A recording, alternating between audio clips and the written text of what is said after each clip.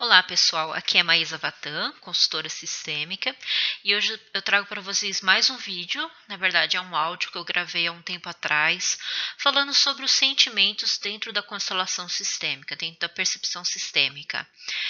Os sentimentos são os sentimentos primário, secundário, sentimentos adotados e metasentimentos.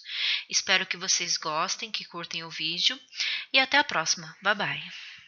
Para dar início ao nosso programa de hoje, vou contar uma história. Um dia, alguém decide velejar pelo mar aberto. Ele pega seu barco e, de olhos abertos, olhando para o horizonte à sua frente, ele inicia a sua jornada, em conexão com a realidade do mar. Em um momento, e por alguma razão, ele fecha seus olhos e se deixa ser orientado por uma imagem interna do que para ele seria o mar, o impedindo de agir perante a realidade nua e crua que é o mar. Por um tempo, ele veleja assim, sem saber que ação tomar, e evitando de velejar com seus próprios punhos e criar seu próprio caminho, se deixando levar pelos dizeres do mar, imaginando que ele era como o mar. O mar, por sua vez, se sentiu desconfortável com isso e pensou: se você é como eu, terá então que passar pelos mesmos desafios que eu passo. E o levou para dentro da tempestade. Surpreendido pela tempestade, a pessoa abriu seus olhos e de repente viu. Soube naquele momento que, ao fechar os seus olhos, ele se desconectou da realidade e ele não era como o mar. O mar, por sua vez, se sentiu aliviado, pois agora a pessoa já podia velejar com as correntezas da realidade, e não mais por uma imagem interna do que se parecia real. Hoje eu vou falar um pouco sobre os diferentes sentimentos dentro da constelação sistêmica. Os sentimentos nos indicam como estamos em nossas vidas. Eles podem nos auxiliar a uma compreensão ou a um movimento de solução. E existem sentimentos que nos impedem a tomar ação. É muito importante diferenciar os sentimentos. Podem até chegar em situações de vida e morte. É possível perceber 4 tipos de sentimentos dentro da perspectiva das constelações sistêmicas. Os sentimentos primários, os sentimentos secundários, os sentimentos adotados e os metassentimentos. Vamos começar a identificar os sentimentos primários. Imagine que a mãe de uma criança morre, e neste momento a criança é dominada pela dor e pelo choro. Esse sentimento é condizente com a situação. É um sentimento intenso, porém de curta duração. Ele foi diretamente ao ponto. Assim que nos entregamos totalmente a eles, logo desaparecem. Eles são atentos e direcionados para fora. Nesse sentimento primário, estamos conectados com a realidade. Estamos de olhos abertos e olhando para aquilo que é. E como os outros percebem esse sentimento primário em nós? No sentimento primário, os outros sentem com a criança sua dor. Se demonstra como uma compaixão que também nos torna fortes, sem que roubamos nada. Agora, se a criança fechar os olhos para a realidade da perda e a morte da mãe. É um pensamento mágico de negação. Isso não aconteceu. Neste momento, ele se fecha para uma solução e para a sua mãe, substituindo a sua dor por um sofrimento. É como quando batemos o pé na quina de uma mesa. Podemos sentir a dor de forma intensa e logo ela passará, pois só foi naquele momento. Este é o sentimento primário. Porém, se seguramos a dor e começamos a culpar os outros, a mesa por aquilo que nos aconteceu, perpetuando a dor com sofrimento durante anos a fio e dizendo: não sou feliz, pois naquela época, quando bati meu pé na quina da mesa, parei de andar. Este é o sentimento secundário. Estes sentimentos seguem uma imagem interna e não a realidade. Neste caso, a criança precisa fechar os olhos para não encarar a realidade. E é guiada por uma imagem interna sobre aquilo que acontece e não aquilo que é. Por meio dos sentimentos secundários, uma pessoa atrai a atenção para si, querendo impressionar e estimular os outros para a ação, ao invés de agir por conta própria. Os outros, por sua vez, se sentem usados, impotentes e zangados perante tais sentimentos. Os sentimentos secundários nos impedem de agir. Os outros, por sua vez, sentem que talvez devem fazer alguma coisa para nos ajudar ou para ajudar a criança que está no sentimento secundário, e logo percebem que não podem fazer nada. No momento em que alguém tenta ajudar o outro, tratando-se de um sentimento secundário, este vai lhe provar que não é possível ajudar. Tem que provar isso a ele, pois o único objetivo do sentimento secundário é evitar a própria ação. É possível reconhecer esse sentimento em pessoas que fecham os olhos para a realidade e se deixam ser guiadas e substituindo por uma imagem interna do mundo. Agora convido você a fazer um pequeno exercício comigo. Feche os olhos e lembre-se de alguém que você fez acusações, julgamentos ou críticas, e perceba como isso é sentido. E ainda com os olhos fechados, imagine que esteja olhando nos olhos dessa pessoa. Experimente permanecer em um contato contínuo através do olhar com esta pessoa, olhando nos olhos dela. Agora perceba se é capaz de acusá-la, olhando nos olhos. Então o que muda? O sentimento de olhos abertos é primário, simples, leva à ação e libera os outros. Sentimentos ligados a acusações orientam-se por imagens internas, e nós os sustentamos de olhos fechados. A partir do momento em que abrimos os olhos, não é mais possível segurar esses sentimentos. Agora eu vou contar uma história para vocês que pode ser encontrada no livro O Amor do Espírito de Bert Hellinger. O medo. Um homem e uma mulher já estavam casados havia anos, mas ainda não moravam juntos, pois o marido dizia que só achava trabalho numa cidade distante.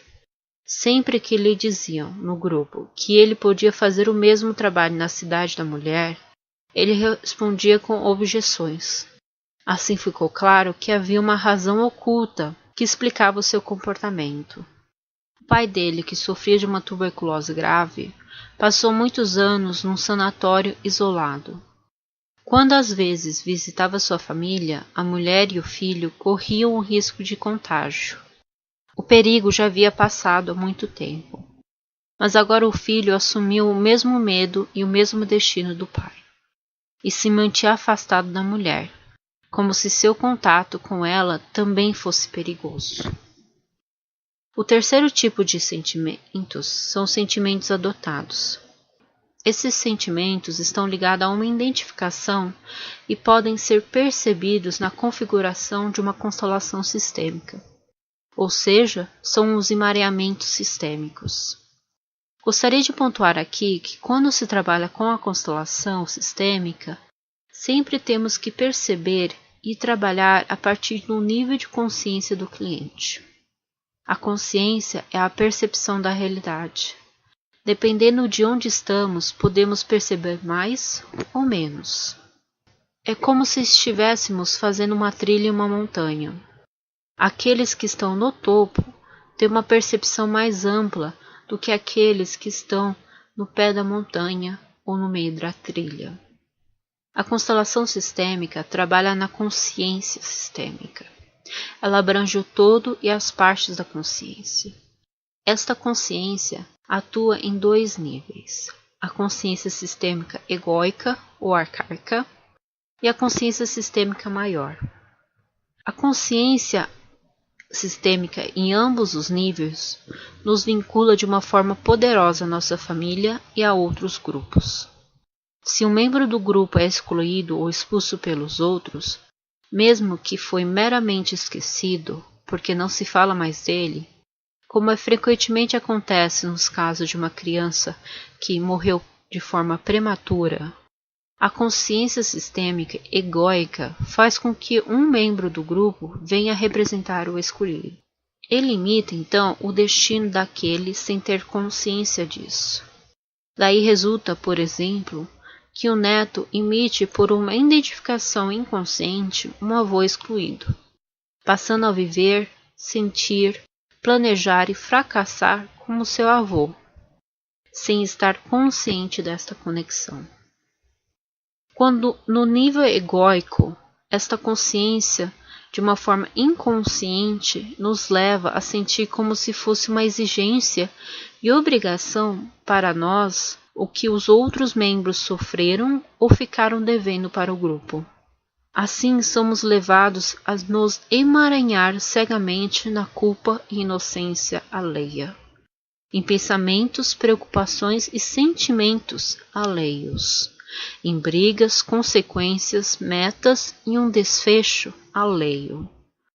Para esta consciência sistêmica egóica, isso é uma compensação, ainda que num nível arcaico.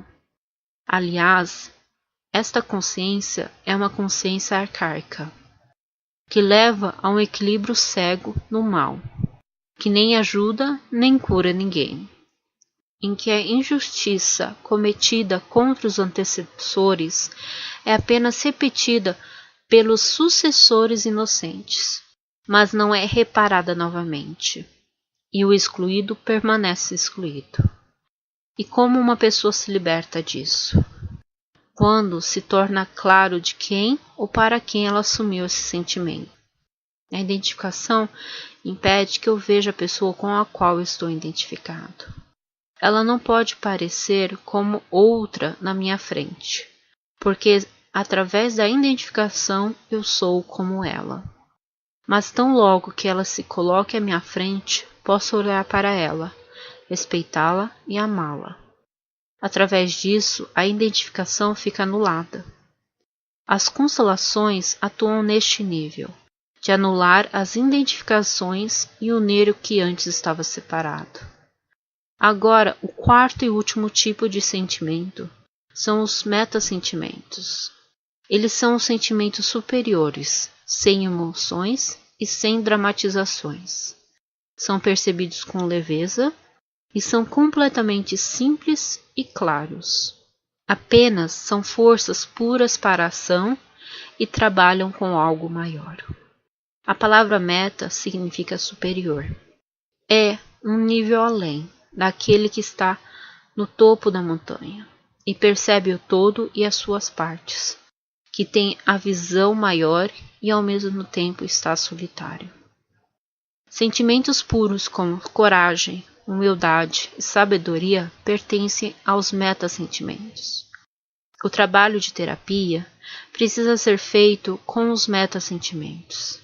Aqueles que estão emaranhados não têm a possibilidade de trabalhar com os metassentimentos, pois estão identificados com sentimentos alheios e adotados, e aos quais não os pertence. Primeiro é necessário se libertar dos emaranhamentos para depois poder sentir os metassentimentos. Gostaria de finalizar falando um pouco sobre a raiva, amor e ódio. Trago alguns trechos do livro A Fonte Não Pergunta pelo Caminho, de Bert Hellinger, sobre o assunto. Sentimentos intensos como a raiva originam-se frequentemente num ponto em que o movimento foi interrompido precocemente, no qual a criança não pode prosseguir. Essa raiva protege a criança da dor do amor. A raiva aqui é somente o outro lado do amor. Através dessa raiva, nós nos colocamos ilusoriamente acima de nossos pais. Alguns dizem em tal exteriorização de sentimento ao pai ou à mãe: eu mato você. Acreditam então, em primeiro lugar, que o fizeram e, em segundo lugar, que com isso teriam alcançado algo. Não alcançarão nada com isso e frequentemente se castigam por isso. A raiva é nesse momento um sentimento de defesa. Quando ele, então, não pode mais expressar a sua raiva, chega a uma ligação com o sentimento que está por trás disso, isto é, com o amor e a dor. Esses dois sentimentos estão ligados. Esse amor é muito mais doloroso que a raiva. É o sentimento mais doloroso que existe, porque é vivenciado junto com a sensação de total impotência. Quando expresso a raiva, nego a minha impotência. Não a sinto de forma nenhuma. A palavra decisiva nesse ponto é que a pessoa atingida diga, por favor, você sente a força aí em contraposição ao acesso de raiva? Papai, por favor. Mamãe, por favor. Que força está aí contida e que dor. O ódio nos prende ao agressor. A vítima está livre do agressor quando se retira. Através dessa retirada, deixa o agressor com a sua própria alma e seu próprio destino. Isso é uma forma de respeito. Dessa forma, a vítima fica livre.